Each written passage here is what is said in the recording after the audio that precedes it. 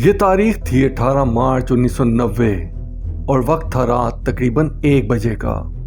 2 افراد پولیس کی وردی میں ملبوس امریکہ کے شہر بوسٹن کے ایک میوزیم میں داخل ہوئے اور صرف 81 منٹ میں $500 ملین کی پینٹنگز اور نوادرات چرا کر غائب ہو گئے۔ یہ چوری امریکی تاریخ کی سب سے بڑی وارداتوں میں شمار ہوتی ہے۔ ناظرین، اس میوزیم سے چوری کرنے والے یہ 2 چور کون تھے؟ کیا کبھی ان کے بارے میں کچھ معلوم ہو سکا؟ ان 2 چوروں نے کون کون سی اور کتنی مالیت کی پینٹنگز چرائیں؟ امریکی تاریخ کی یہ سب سے بڑی چوری کیسے ممکن ہو پائی؟ کیا اس چوری میں میوزیم کے ملازمین کی بھی ملی بھگت شامل تھی؟ حکومتی آفیشلز کا اس میں کتنا ہاتھ ہے؟ اور ایزابیلا اسٹیورٹ گارڈنر نامی خاتون کون تھیں اور ان کا اس چوری سے کیا تعلق ہے؟ آئیے آج کی اس انمول کہانی میں جانتے ہیں اس چوری سے متعلق تمام تفصیلات۔ ناظرین، دنیا کا کوئی ایسا خطہ نہیں ہے جہاں چوریاں نہ ہوتی ہوں، لیکن بات اگر تاریخ کی بڑی چوریوں کی ہو تو کئی ایسی وارداتوں کے متعلق معلومات ملتی ہیں جن کے بارے میں سن کر انسان دنگ رہ جاتا ہے۔ دی گریٹ ٹرین رابری جو انگلینڈ میں 1963 میں ہوئی تھی، ایک بڑی چوری کی واردات میں شمار ہوتی ہے، جس میں چور تقریباً $56 ملین چرا کر لے گئے تھے۔ اس کے علاوہ 2005 میں ہونے والی دی بینکو سینٹرل چوری جو برازیل میں ہوئی تھی اور جس میں چوروں کے ہاتھ $70 ملین لگے تھے، یا دی ہیٹن گارڈن سیف ڈپازٹ جو 2015 میں ہوئی، یا پھر دی اینٹورپ ڈائمنڈ چوری جس میں $100 ملین کے ہیرے چرائے گئے تھے۔ یہ سب بڑی چوریوں میں شمار ہوتی ہیں، لیکن بات اگر ایزابیلا اسٹیورٹ میوزیم میں ہونے والی چوری کی جائے، جس میں 50 ارب روپے سے زائد کا آرٹ ورک چرایا گیا تھا، تو بلا شبہ اسے آج تک کی سب سے بڑی چوری کی واردات کہی جا سکتی ہے۔ لیکن یہ ایزابیلا اسٹیورٹ میوزیم ہے کیا؟ آئیے جاننے کی کوشش کرتے ہیں۔ ناظرین، ایزابیلا اسٹیورٹ گارڈنر نامی خاتون 1840 میں پیدا ہوئی اور یہ امریکہ کے شہر نیو یارک کے ایک امیر کبیر خاندان سے تعلق رکھتی تھی۔ ایزابیلا جب 16 برس کی ہوئیں تو اپنے والدین کے ساتھ پیرس چلی گئیں اور وہاں صرف 2 سال گزارنے کے بعد واپس بوسٹن آ گئیں۔ واپس آنے کے کچھ عرصے کے بعد ہی اس نے جان لوئل جیک گارڈنر کے ساتھ شادی کر لی۔ 2 برس کے بعد ان کے ہاں اولاد ہوئی، لیکن نومولود بچہ کسی بیماری کی وجہ سے زیادہ عرصہ زندہ نہ رہ سکا۔ اس کے بعد ایزابیلا ایک بار پھر پریگننٹ ہوئیں، لیکن یہ پریگننسی بھی مس کیریج کا شکار ہو گئی اور ڈاکٹروں نے ایزابیلا کو بتایا کہ اب وہ ماں نہیں بن سکتی۔ ایزابیلا یہ خبر سن کر کافی ڈپریسڈ ہوئیں تو ان کے شوہر انہیں یورپ کے ٹرپ پر لے گئے۔ ان دونوں نے کئی ممالک کی سیر کی اور تقریباً 1 برس کے بعد جب واپس پلٹے تو ایزابیلا ایک بار پھر زندگی کی رونقوں میں واپس لوٹ آئیں۔ یہ وہ وقت تھا جب ایزابیلا اور اس کے شوہر نے فن پارے اکٹھے کرنا شروع کر دیے۔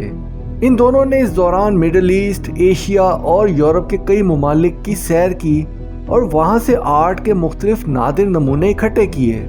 آہستہ آہستہ ان کا یہ شوق بڑھتا گیا اور کچھ ہی عرصے کے بعد ان فن پاروں اور آرٹ کے نمونوں کی تعداد اتنی زیادہ ہو گئی کہ ان کا گھر چھوٹا پڑ گیا۔ چنانچہ دونوں نے فیصلہ کیا کہ وہ ایک میوزیم بنائیں گے، لیکن ان کا یہ فیصلہ ادھورا رہ گیا کیونکہ ایزابیلا کا شوہر جیک 1898 میں وفات پا گیا۔ ایزابیلا نے اپنے شوہر جیک کی وفات کے بعد اس کے خواب کو پورا کرنے کی ٹھان لی اور بوسٹن کے فینوے ایریا میں میوزیم کے لیے ایک جگہ خرید کر وہاں میوزیم کا کام شروع کروا دیا۔ 1903 میں یہ میوزیم تیار ہو گیا۔ اس میوزیم کے 4 فلور تھے، جن میں سے ایک فلور پر خود ایزابیلا رہنے لگیں، جبکہ باقی تینوں فلورز میں آرٹ کے بیش بہا اور قیمتی نمونوں کو رکھ دیا گیا۔ ایزابیلا خود اس میوزیم میں اپنی آخری سانسوں تک یعنی 1924 تک رہیں، لیکن اپنی وفات تک وہ اس میوزیم میں بہت کچھ چھوڑ گئیں۔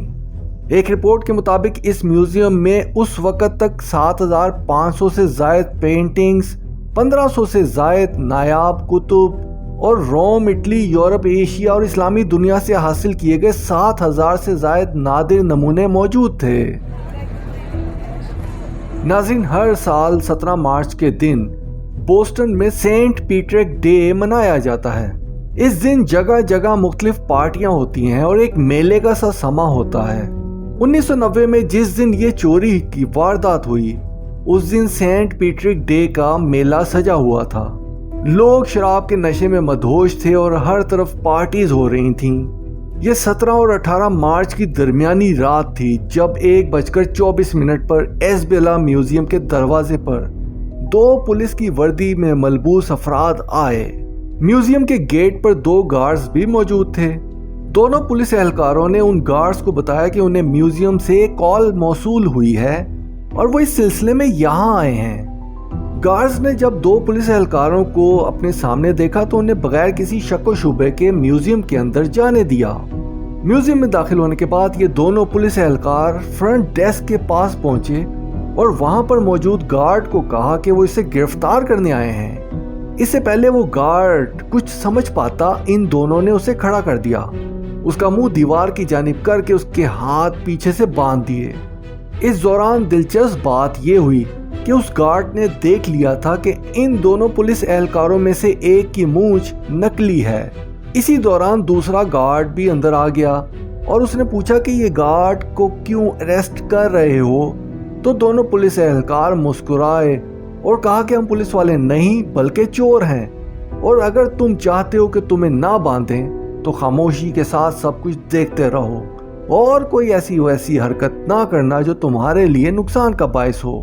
गार्ड ने उनकी बात सुनी तो कहा कि आप परेशान ना हो, ये लोग मुझे इतनी तनख्वाह नहीं देते कि इनके लिए मैं अपना कोई नुकसान कर लूं। उन दोनों चोरों ने, जो पुलिस की वर्दी में मलबूस थे, इन दोनों गार्ड्स को म्यूजियम के बेसमेंट में जाकर वहां मौजूद पाइपों के साथ बांध दिया।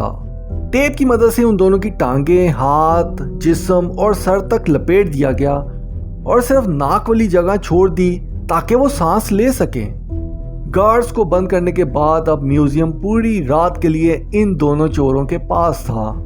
इस दौरान वहां लगे हुए सिक्योरिटी कैमरों ने उनकी हर हरकत को नोट किया। वो मुख्तलिफ कमरों में जाते, वहां से पेंटिंग उतारते और एक जगह इकट्ठे करते जा रहे थे। जो पेंटिंग्स ना उतरती उनके धागे काट लेते थे। इसी दौरान तकरीबन 81 मिनट तक इन दोनों चोरों ने 13 कीमती फनपारे उतार लिए। इन्होंने इस दौरान पेंटिंग बाहर रखने के लिए अपनी कार तक 2 चक्कर भी लगाए। जब वो तमाम चोरी की गई पेंटिंग्स अपनी गाड़ी में रख चुके तो आखिर में वो एक बार फिर बेसमेंट में आए और दोनों गार्ड्स को कहा, तुम्हें हमारे मुतालिक 1 साल के बाद पता लग जाएगा, और म्यूजियम से बाहर निकल गए। ये दोनों गार्ड सुबह 8:15 तक उसी तय खाने में कैद रहे जब तक असल पुलिस वालों ने उन्हें आकर आज़ाद करवाया। नाजरीन, वो चोरी होने वाले 13 पेंटिंग्स के नादिर नमूने इंतहाई कीमती और नायाब थे, जिनकी मालियत लाखों डॉलर्स में थी। आइए उन पेंटिंग्स की तफसील जानते हैं। नाजरीन, दी कॉन्सर्ट नामी ये फनपारा, जो कि जोहानिस वर्मेयर का बनाया फनपारा था, उन पेंटिंग्स में सबसे कीमती तस्वुर किया जाता है। वर्मेयर ने ये फनपारा 1664 में बनाया था। इस पेंटिंग की मालियत का तखमीना तकरीबन 250 मिलियन डॉलर्स लगाया जाता है। वर्मेयर ने अपनी जिंदगी में कुल 34 फनपारे तराशे थे, जिनमें से एक दी कॉन्सर्ट भी था। इस फनपारे में एक घरेलू माहौल में एक मर्द और 2 औरतों को दिखाया गया है जो मौसीकी से लुत्फानंदोज हो रहे हैं। दूसरी painting the storm on the sea of Galilee थी, जो आर्टिस्ट रेम्ब्रेंट वैन रेन का फनपारा था। यह पेंटिंग 1633 में बनाई गई थी और इसकी मालियत तकरीबन 100 मिलियन डॉलर्स थी। इस पेंटिंग में रेम्ब्रेंट ने समंदर में एक डोलती हुई कश्ती बनाई है, जिसमें हजरत ईसा को ग्लेली के समंदर पर तूफान को पुरसुकून करते हुए दिखाया गया है। इसके अलावा कश्ती में कुछ मजीद अफराद भी सवार हैं। इस आर्ट वर्क की खूबसूरती इसकी ड्रामाई तरतीब, बारीक तफसीलात और जज्बाती गहराई में छुपी हुई है, जो रेम्ब्रेंट की महारत को जाहिर करती है। नाजरीन, तीसरी painting a lady and gentleman in black थी, जो रेम्ब्रेंट वैन रेन की ही बनाई हुई थी। इसकी मालियत तकरीबन 50 मिलियन डॉलर थी और ये पेंटिंग 1633 में बनाई गई। इस पेंटिंग में एक मर्द और औरत को रिवायती डच स्याह लिबास में दिखाया गया है। फन पारे में रोशनी और टेक्सचर का इजहार बहुत उम्दा तरीके से किया गया जो इसको एक शाहकार बना देता है। नाज़रीन, चौथी पेंटिंग सेल्फ पोर्ट्रेट थी और ये भी रेम्ब्रेंट वैन रेन के हाथ से बना शाहकार था। इसकी मालियत तकरीबन $2 लाख थी और ये पेंटिंग 1634 में बनाई गई। इस पेंटिंग में दरअसल आर्टिस्ट ने खुद अपना पोर्ट्रेट बनाने की कोशिश की। नाज़रीन, पांचवी पेंटिंग है लैंडस्केप विद एन ऑब्लिस्क, जो कि गोवर्ट फ्लिंक का शाहकार था। इस पेंटिंग की मालियत का तखमीना तकरीबन $10 मिलियन लगाया जाता है। ये पेंटिंग 1638 में बनाई गई। इस पेंटिंग में एक लैंडस्केप दिखाने की कोशिश की गई है और एक पुल भी दिखाया गया है जिसके नीचे से पानी बह रहा है। इसके अलावा एक बड़ा सा दरख्त और एक मीनार भी मौजूद है। नाज़रीन, छठी पेंटिंग थी शे टॉर्टोनी, जो एडवर्ड मैने के हाथ से बना एक शाहकार था। इस पेंटिंग की कीमत $20 मिलियन थी और इसे 1878 में बनाया गया। इस पेंटिंग में एक मर्द को एक कैफे में बैठा हुआ दिखाया गया है। नाज़रीन, इस हवाले से सातवीं पेंटिंग थी प्रोग्राम फॉर एन आर्टिस्टिक सोरे, जो कि एडगर डेगास का एक शाहकार थी। ये पेंटिंग 1869 में बनाई गई और इसकी मालियत तकरीबन $5 लाख थी। इस पेंटिंग में सकाफत और मौसीकी का इम्तजाज दिखाया गया। आठवीं पेंटिंग द ला सोते दी पेज़ास थी, जो एडगर डेगास की ही बनाई हुई थी। इस पेंटिंग की मालियत तकरीबन $1 मिलियन थी और इसे 1872 में तख्लीक किया गया था। नवीं पेंटिंग कॉटेज ऑक्स इन वेरियन दी फ्लोरेंस थी, जो कि एडगर डेगास की ही शाहकार थी। ये पेंटिंग 1857 में तख्लीक की गई। इसकी मालियत $5 लाख थी। ये पेंटिंग फ्लोरेंस की खूबसूरती की झलक पेश करती है। 10वीं पेंटिंग 3 माउंटेन जॉकीज थी, जिसे एडगर डेगास ने ही बनाया था। ये पेंटिंग 1885 में बनी और इसकी मालियत तकरीबन $5 मिलियन के करीब थी। इस पेंटिंग में जॉकियों को दिखाया गया है। 11वीं painting portrait of a young man in a black vest थी, जो एडगर डेगास ने ही बनाई थी। ये पेंटिंग 1876 की तख्लीक करदा है और इसकी मालियत तकरीबन $1 मिलियन थी। ये अनमोल पोर्ट्रेट डेगास की जज्बाती और नफ्सियाती गहराई का इजहार है। नाज़रीन, इस म्यूजियम से चुराई गई ब्रॉन्ज ईगल फिनेल थी, जिसका आर्टिस्ट नामालूम था। अंदाजा किया जाता है कि ये नादिर नमूना 1814 में बनाया गया और इसकी मालियत $5 लाख थी। ये नायाब निपोलियनिक ईगल फिनेल फ्रांस की फौज के परचम के पोल का हिस्सा था, जिसकी वजह से इसे एक मुनफरिद और तारीखी नवादिर समझा जाता है।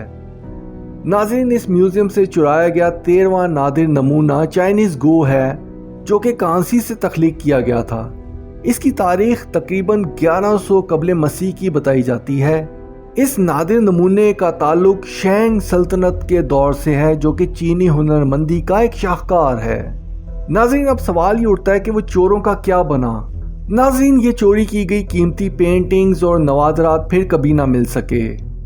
चोरों ने गार्ड से झूठ बोला था कि वो 1 साल के बाद अपनी पहचान सामने लाएंगे। 1 साल तो क्या, 34 बरस गुजर जाने के बाद भी उन 2 चोरों का इल्म नहीं हो सका। लेकिन इस हवाले से सिक्योरिटी इदारे और FIA को कुछ लीड्स जरूर मिली हैं। सबसे पहली लीड 1994 को एसबिला स्टीवर्ट म्यूजियम की डायरेक्टर एन हाउली को मिली।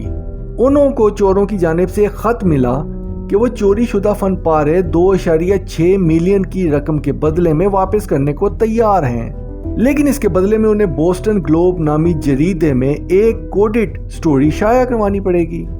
एन हाउली ने जरीदे में कोडेड स्टोरी शाया करवाई, लेकिन अचानक इस मामले में कानून नाफिज करने वाले इदारे पड़ गए तो ये मामला ठंडा पड़ गया। दूसरी लीड एक रिपोर्टर को मिली जो बोस्टन हेरल्ड में काम करता था। 1997 में उसे न्यू इंग्लैंड जाने का मौका मिला, तो वहां उसे the storm on the sea of Galilee को देखने का मौका मिला। जिस वेयर हाउस में इससे पेंटिंग दिखाई गई वहां इसे वेरिफिकेशन करने को कहा गया, तो ये चीज साबित हो गई कि ये पेंटिंग 17वीं सदी ईस्वी की है। लेकिन बाद में लोगों ने उसे फेक पेंटिंग कहकर इस कहानी को रिजेक्ट कर दिया। तीसरी लीड दरअसल उस चोरी के 10 बरस के बाद रिलीज होने वाली वीडियो थी, जिसमें इस चोरी से 1 रात पहले की फुटेज दिखाई गई। उस फुटेज में देखा गया कि इस चोरी से एक रात कबल एक शख्स बिल्कुल उसी तरह गार्ड के पास आया, उससे कुछ बातचीत करके अंदर गया और कुछ देर के बाद वापस आ गया। कुछ लोगों का मानना है कि हो सकता है कि वो गार्ड भी उसके साथ मिला हो, लेकिन ज्यादातर लोगों का ख्याल है कि गार्ड बेवकूफ था और वो इतना शातिर नहीं हो सकता कि इतनी बड़ी चोरी करवा सके। नाज़रीन, इस चोरी के हवाले से सबसे दिलचस्प बात यह है कि 2013 में FBI ने ऐलान किया कि उनको चोरों का पता चल चुका है, लेकिन इस ऐलान के अलावा FBI ने कोई मजीद तफसीलात नहीं शेयर की। इस हवाले से लोगों का कहना है कि ये खबर इसलिए दी गई ताकि शर्मिंदगी को मिटाया जा सके। इसके 2 बरस के बाद 2015 में FBI ने एक बार फिर ऐलान किया कि वो दोनों चोर मर चुके हैं। इस हवाले से एक थ्योरी ये भी सामने आई कि ये सब कुछ आयरिश रिपब्लिकन आर्मी का किया धरा था। इसके अलावा ये थ्योरी भी सामने आई कि वाइट बल्गर नामी बोस्टन के एक मारूफ मुजरिम ने ये चोरी प्लान की थी, लेकिन इस थ्योरी पर भी बहुत कम लोगों को यकीन हुआ। नाज़रीन, तारीख की इतनी बड़ी चोरी करने वाले चोर कहाँ गायब हो गए? वो पेंटिंग्स कहाँ गईं? ये राज शायद सारी जिंदगी राज ही रह जाए, लेकिन एक चीज तो साबित होती है कि 2 अफराद ने अमेरिका के कानून नाफिज करने वाले इदारों की आंखों में धूल झोंक दी। उम्मीद है आपको आज की ये अनमोल कहानी पसंद आई होगी। कमेंट सेक्शन में लाजमी अपनी राय का इजहार कीजिएगा। अगली अनमोल कहानी में फिर मुलाकात होगी, तब तक के लिए गुड बाय।